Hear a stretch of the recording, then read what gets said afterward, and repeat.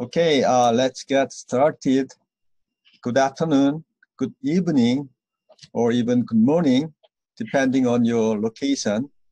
Welcome to the 5th International Macroeconomics and Finance Conference on Understanding Exchange Rate Dynamics. I sincerely thank everybody who can join us. I am Kwan Ho-shin, professor at Korea University. We originally planned an offline conference in April, and a number of excellent papers were submitted. We could have 2 full-day conference, but unfortunately, we could not hold the conference offline due to the reason everybody knows.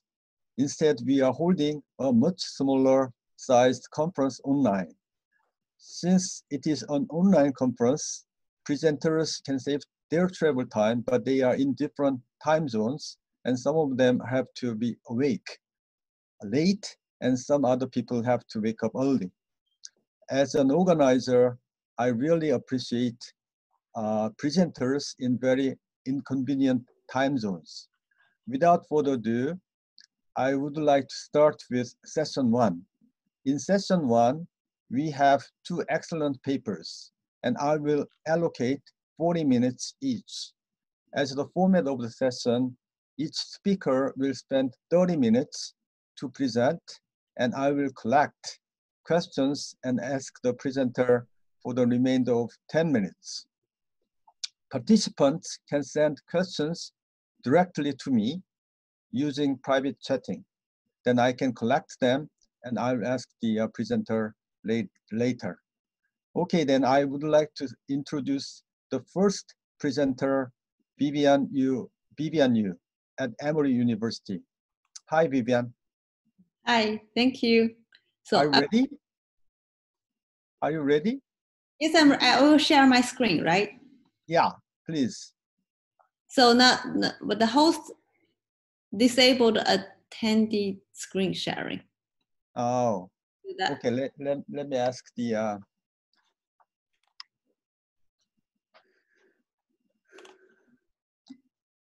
Check. I'll ask the my coordinator. Yeah, but Kwan-ho, if you click the share screen button, then sure, you can find the option. Right, but I'm also a participant, and my coordinator can do that. I just asked him to do that. Okay. So please.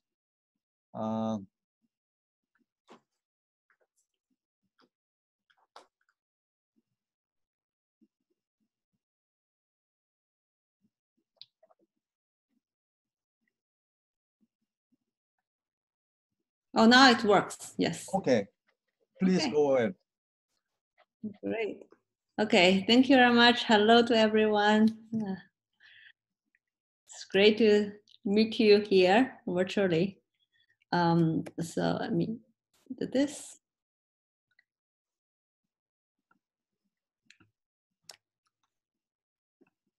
I'm very glad to have this opportunity to present this work at this conference, and all your comments and suggestions are welcome. So in this paper, we study China's exchange rate policy. In particular, we characterize the exchange rate policy on China's currency, renminbi, as the 2-pillar policy. So we conduct some empirical analysis and also build a theoretical model to see whether this kind of policy can arise endogenously and how they are optimal or not. This work is joined with Urban German, who is at the UPenn, and Bingwei, who is in the Federal Reserve Bank of Atlanta. The Euro disclaimer applies. Okay, I guess to this audience, we don't need to say too much about the importance of Chinese currency. Renminbi is important in the global economy.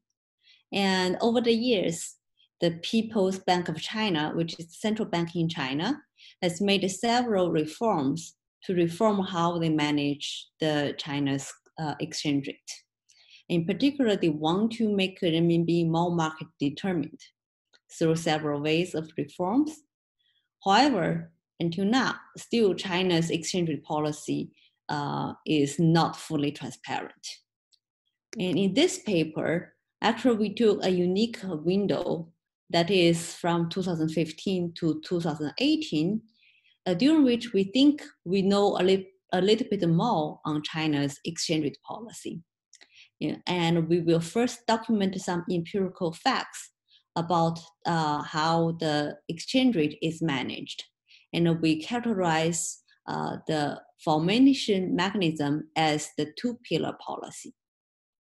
And these two pillars refer to the PBOC's desire to both keep renminbi index stable and to keep the exchange rate flexible to reflect the market demand and the market supply. So we will first present the empirical analysis. And then we will use a very simple no arbitrage reduced form model to estimate how the financial market participants assess such kind of policy. And using the renminbi and the option data as well as the dollar index, we are able to estimate the fundamental, quote-unquote, fundamental exchange rate based on this derivative data, as well as what the market participants think about the probability of such policy to still be in place 3 months later. We find that the average fundamental exchange rate is 3% higher than what we observed in the spot market.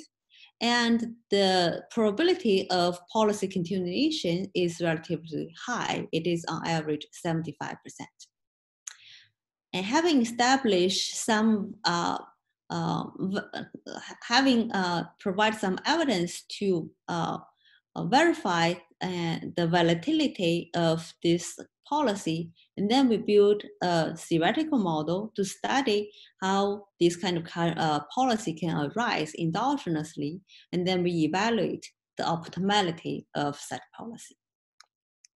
Okay, due to the time constraint, I will skip the literature review and go straight to our empirical analysis. So first, let me talk about how renminbi is managed. So every morning in the trading days, the People's Bank of China will announce the official central parity rate of the renminbi against several, all the major foreign currencies. And here we mainly focus on the renminbi dollar exchange rate. So they announced this central parity, or you can think about this as the midpoint for the exchange rate in the morning at 9:15 a.m. And then during the day, the spot rate is allowed to fluctuate, okay? So depending on how the market condition is, as long as the spot rate is within a pre-specified band around this central parity. So that's why that's a reference or midpoint for the spot rate, okay? So we can take a look at the historical renminbi exchange rate against dollars. So here, this is the vertical axis is the exchange rate, how many renminbis we need to exchange for $1. So it goes down, it means renminbi appreciates against the dollar. Okay, so we have the data from 2004 to end of 2018. So here we have the blue line, that is the central parity. That is what the PBOC announced in the morning every day. And then we have the right line, that is the close. We can see, okay, so well, with the band, so the close is tracking the central parity very closely. Okay, so we'll go through, and the band gradually expanded. So from first less than 0.5% until now 2%. Okay, so now we'll go over the important reforms. So first, PBOC reformed the renminbi and moved away from the dollar peg on July 21st, 2005. So before that, for a long time, renminbi essentially was pegged to dollars. So after this day, renminbi becomes a managed float. Okay. However, it is opaque how this central parity is set every day in the morning. Okay. So the policy only talk about there is some undisclosed basket currencies as a reference. Okay. And then we focus on the periods after 2015. That is when PBOC made another big announcement and make the renminbi more market oriented. Okay, so on August 11th, 2015, they announced that the central parity, the PBOC set every day, will be equal to the previous day's close. So that makes the renminbi more market determined. And that actually is a requirement for IMF as China wants to make renminbi as part of the SDR basket. However, that reform came quickly with large devaluations. So for all 2 consecutive days, renminbi depreciated by 2%. It essentially hits the band, the trading band that they pre-specified, and also started some global financial market turmoil. And then on December 11th, so PBOC made an announcement saying they announced the 3 renminbi baskets called renminbi index and start to implement what we will call as 2-pillar policy. Okay. So that is the start of our sample period. So by announcing the renminbi index and implement this 2-pillar policy, PBOC was trying to mitigate the depreciation expectations on renminbi due to China's slowing economy and the possible interest rate liftoff by the Fed in the US. Okay. So we see there's a quick depreciation and then there's some continued depreciation of renminbi. So what is this 2-pillar policy? According to China's monetary policy report that they for 2016 first quarter, they said, okay, so on December 11th, 2016, the CFETS, China's foreign exchange trading system, released the renminbi exchange rate index. And then there's a formation mechanism for the renminbi to dollar central parity rate. And this formation mechanism is is using the previous closing rate plus changes in the currency basket. Okay, so this formation mechanism has been in place. So the previous closing rate reflects the market demand and the market supply conditions, and the change in the currency basket is to maintain the overall stability of the renminbi to the currency basket.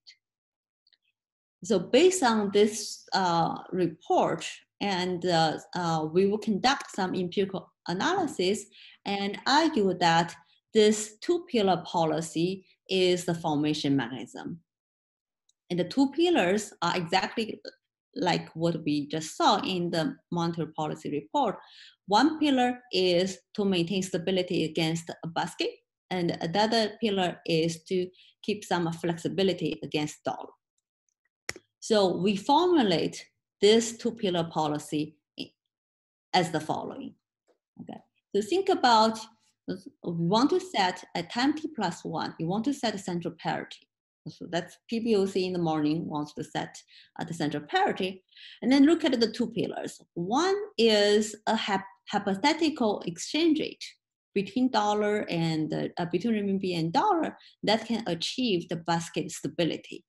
We call this S bar. We will show you next slide what the S bar should be. So that's an exchange rate that can maintain that basket stability. The second pillar is the previous day's close. So time t, the closing rate. And these 2 pillars, so the central parity, the next day is the weighted sum of these 2 pillars with a weight of W and 1 minus W respectively. So our job now is to find out what is the this pillar S bar to keep the basket stable and to figure out what these weights are to complete this two-pillar policy formulation. Okay, so that's what we do. We need to define S bar. All right, and we will, and then after that, we will conduct some empirical analysis, some regression analysis, and I will show you that the weight is roughly half and half. Actually, that is consistent with a simple example that the PBOC provided in their monetary policy report. Okay, so the nice thing about this sample period is compared to the previous earlier studies is that actually we exactly know what the renminbi basket is. PBOC announced the index and actually they give us all the weights and currencies in their baskets. Okay, so for example, for each, they announced 3 baskets with the weights here, right? We know the weights and we know the currencies, and the renminbi index is just a weighted sum of the exchange rate of renminbi against all these currencies in this basket raised to their weight. Okay, so then using simple triangular formula, then we know the renminbi index essentially is a scaled dollar index, okay? Dollar index, a dollar basket raised to the power of 1 minus the weight of dollars in the renminbi basket, and then divided by the central parity for renminbi dollar exchange rate. So then, with having established that, and this is what the renminbi index look like, and what the dollar index look like, they behave very similar to well-treated dollar index DXY. Okay. So having established that, then we know what that hypothetical exchange rate S bar should be to keep the renminbi index stable. So S bar, what S bar should be, it should just undo the movement in the dollar index so that the renminbi index is stable. Okay, so suppose we are comparing in S time t plus 1, comparing with time t, the dollar index moved from xt to xt plus 1. Okay, so suppose xt plus 1 is higher, dollar appreciates. So then for renminbi to be stable against the basket in the renminbi basket, they have to set the hypothetical exchange rate to offset that movement. Okay, and that is the rate we need according to our form, the renminbi basket formula. Okay, so then since we know, once we know this pillar, then we know the complete characterization of the two-pillar policy. Okay. All right, now our next job is to find out the W. So we run extensive empirical regressions, but due to the time constraint, I will just show you the simple this baseline regression where we use the full sample from December 11th, 2015 to the end of 2018, where we regress the log change of the central parity on the two pillars. And we can see using one, and here the difference in the 3 rows is that we set the pillar, basket pillar, according to the different basket, renminbi index basket that PBOC announced. But regardless which basket we use, we find the weights are roughly the same and they sum up to 1, although this is really unconstrained regression. And the remarkable kind of finding is that this regression has very high R squared. The R squared is around 80%. So it shows that indeed this pillar, this two-pillar formulation has a high, has a high explanatory power for how the central parity is set. And we also conduct some rolling window regressions and to see how over the 60-day rolling windows, how the weights have shifted. And we can see here So in the other 20%, here we have 80% of explanatory power. The other 20% actually can be contributed to some government intervention or some other discrepancy movement by the PBOC. And as we can see here, in the beginning of the sample, the basket has carried a lower weight, relatively lower weight, and then over the middle sample here, we have the weight really is about 0.5, and around the second half of 2017, as we'll show you next, here we have more deviation in the regression, the W away from 0.5 because of some modification to the two-pillar policy. But overall, that is the baseline estimation. So modification is about this introduction of countercyclical factor. So the PBOC or CFAS issued a statement on the end of May in 2017 saying that the dealer starts to incorporate a countercyclical factor in their codes when they submit the codes to the PBOC. And the argument is that they want to prevent a one-way movement in the central parity when both of these two pillars are pushing exchange rate in the same direction. But we don't know exactly how they calculate the countercyclical factor.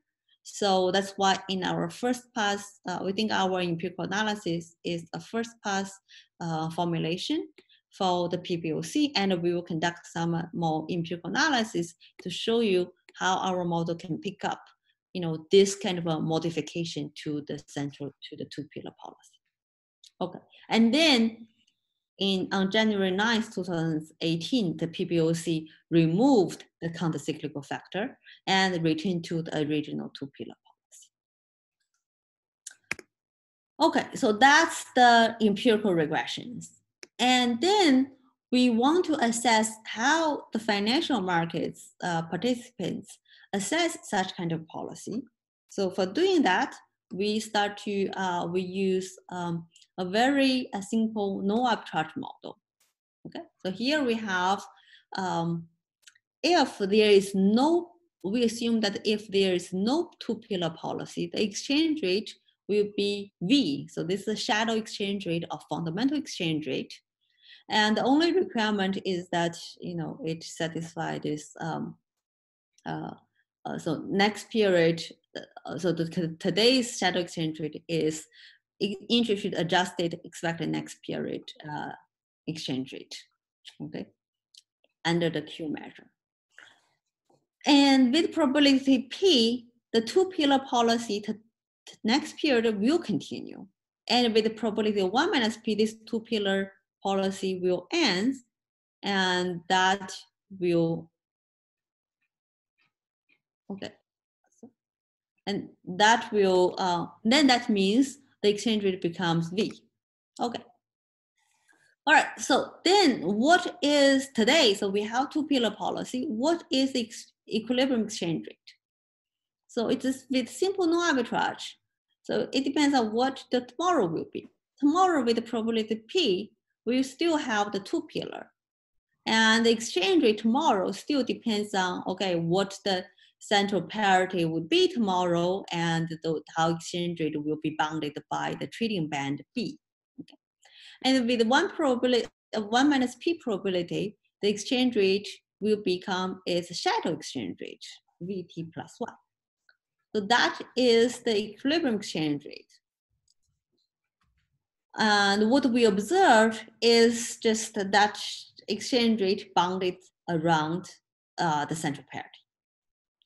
And so central parity, it follows the two-pillar policy we just formulated, right? It depends on, the desire to maintain the basket stability and the market demand and market supply. So once we do this, and we give the exogenous shocks on the dollar index as well as the fundamental exchange rate, then we fully characterize the dynamics for the for the exchange rate. And then we can price, including we can price the options. So we can estimate this simple model using to fit the spot exchange rate and the option price. In the data, we can do that daily estimation, and then we can back out what the fundamental exchange rate, what the continuation probability, and the volatility of the V process is. So using the data for the renminbi central parity, the spot exchange rate, interest rate data, and the DXY, so that is the dollar index data, as well as the CNY, so the exchange, the renminbi dollar exchange, the option on renminbi dollar exchange rate. Using these data, we can estimate these underlying unknowns. Okay, so that's the estimation result. So here, the blue line, the top panel reports the shadow exchange rate or fundamental exchange rate. Well, for the reference, we show you here the green line and the red line are the observed central parity, as well as the observed close. Okay. So first, we can see that here on average, so all estimated exchange rate, the fundamental exchange rate is above the observed spot. It means that, you know, the fundamental exchange rate actually, if we don't have the central parity, or we don't have the two-pillar policy, renminbi will depreciate. Okay, so there's a depreciation, and at some times, right, for some part of the period in the beginning, that depreciation can be as high as around 10%. That is consistent with the market expectations. Okay. And second, if you look at the overall, what is confidence, you can say, how the market participants think about the likelihood of this two-pillar policy still being in place in the future. That probability is relatively high. On average, is around 75%. Okay. So this is a 3 months policy continuation probability. And here exactly, so we have periods when the probability drops to very low, below 20%. That is exactly when PBOC starts to modify the two-pillar policy. They start to introduce that counter-cyclical fact. Okay. So that is our estimation results from the option data. Okay, so the V behaves very similar to here the implied volatility from the option. Okay, so then the question is, well, why does PBOC do that, and whether this is optimal or not? So lastly, we just want to show you a very simple, flexible price monetary model of the renminbi, and this model extends the Swenson's 1994 work. So in this model, we show that the government needs to balance between all these competing targets, including to smooth interest rates, to stabilize the exchange rate, and to stabilize current accounts. With all these policy targets, a two-pillar policy kind of exchange rate rule will arise endogenously, and we will be able to assess quantitatively the trade-offs for that the government face. Okay. So just very quickly, so here is how the government's what the government's objective function look like. So the governments will assign policy weights on different targets. So here, D is the deviation of the exchange rate between the central parity and the market spot exchange rate.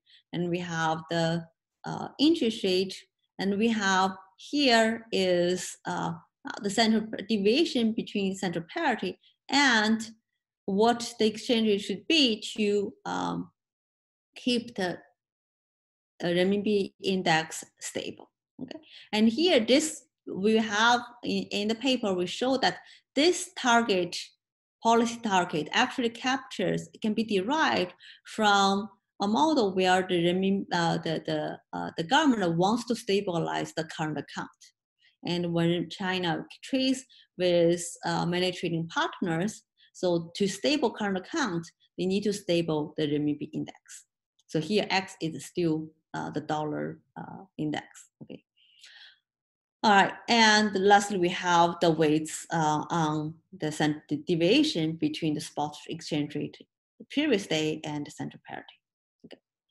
So the government's objective function is this, and the government will choose optimally the money supply and the central parity rule to optimize. The conditions for the money market equilibrium, the standard, and we have standard UIP conditions, and we assume there's a zero foreign exchange risk premium, and we have the real exchange rate. So here, the foreign interest rate is another shock. Okay. So based on this model, we can show that the optimal central parity has this two-pillar floor. So central parity is equal to this weighted sum of the previous day's close and this kind of a basket pillar in order to keep the renminbi stable. And we have another term, H term, that reflects to this hedging demand as the country lives infinite periods and if they face persistent foreign interest rates. Okay. So this two-pillar policy captures that this kind of a trade-off. If the government wants to minimize exchange rate variability, then the government wants to set the central parity close to the previous day's closing rate. And if the government wants to stabilize the current account, then they want to stabilize the renminbi index and therefore wants to set central parity accordingly. And if the government cares equally between these two policy targets, then these two pillars will carry the same weight in the optimal central parity rule. Okay, and that's kind of the first theoretical result. And then we also conduct some quantitative results to see quantitatively how these trade-offs will affect the government's choice.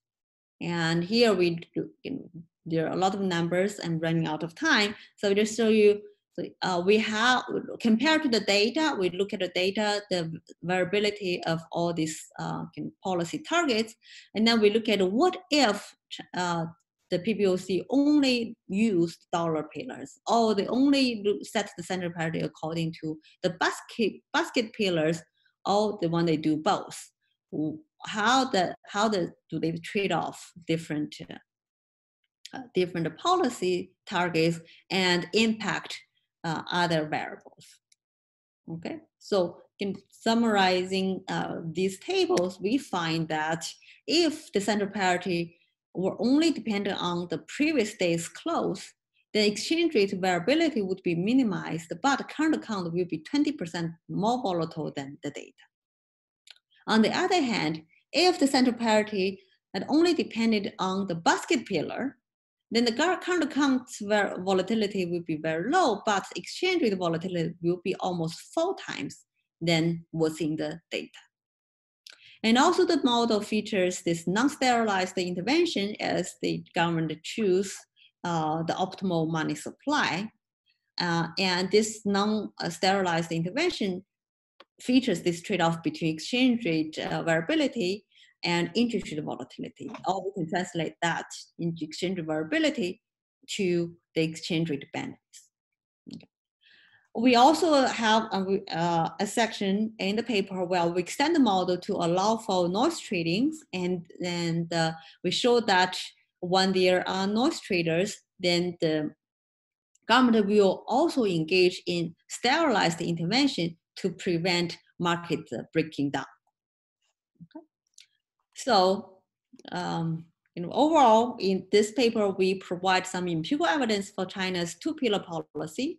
And we use a non-arbitrage model to assess financial markets' view about the policy and estimate the fundamental exchange rate and the policy continuation probability. And we also build a model, a theoretical model, to rationalize this two-pillar policy.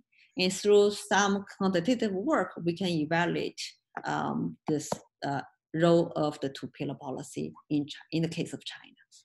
Okay, thank you. Okay, thank you very much for the excellent presentation. We have quite many questions for you. First, by Andy Giraldo. He is asking about market intervention actions used to achieve this two-pillar strategy. Does it rely on signals or actual intervention by the government, by buying dollars or buying the basket or currencies? That was the first question. The second question by Mario Crucini is asking about the potential collinearity of the basket and US bilateral exchange rate. Are they well identified? That was the second question. And Nick also has a question about UIP condition. Does it hold? China has the capital controls. Zhao Wang also has the question about the renminbi exchange rate. It has the offshore and onshore exchange rate. Which rate would you like to use? And finally, Shang Fang have two questions. And the first one is, how does CIP deviation affect the no arbitrage model? And the second question is, how the authors think about the offshore renminbi exchange rate again. So can you address all the questions? Okay, thank you very much. Briefly. Yeah, it's a lot of questions. Okay, so you try to remember all. So first of all, the government, how to implement the two-pillar policy here. Okay, so first they just, when they can set, when the PPOC set the central priority, they don't need to do anything. They don't, okay, so they don't need to use their reserve. They don't need to intervene. However, yes, you're right. So here during the day, at times actually the PPOC will intervene the market so that they influence the closing rate. And that is exactly why in the model, in the extension, we have the sterilized market intervention, government intervention. Okay, so I think there are several questions about the UIP conditions. Yes, China indeed has capital control, absolutely. So here, so when we use the no arbitrage conditions, actually we have controlled for the impact of the capital control. So what we did is we use non-deliverable forward contract to back out the interest rate that will prevail in China. So therefore, the impact of a capital control will, is taken into account, and it doesn't affect the result. But that's fair, for sure, a valid point. And there are several questions regarding the offshore renminbi. Actually, it's nice that we have. Actually, it's good that we in the model we use onshore data. So see, in the baseline model we use this onshore renminbi, but also we look at the offshore renminbi data as well. So you can see that onshore, offshore.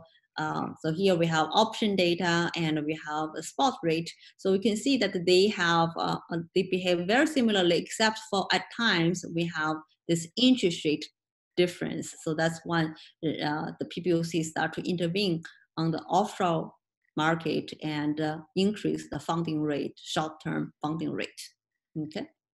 However, when we do that, the estimation, this is a comparison. When we estimate we extend the model to incorporate the offshore market, and the estimation results look very similar to what we get from the onshore market. Okay, so certain deviation just reflects the change, the intervention in the interest rates.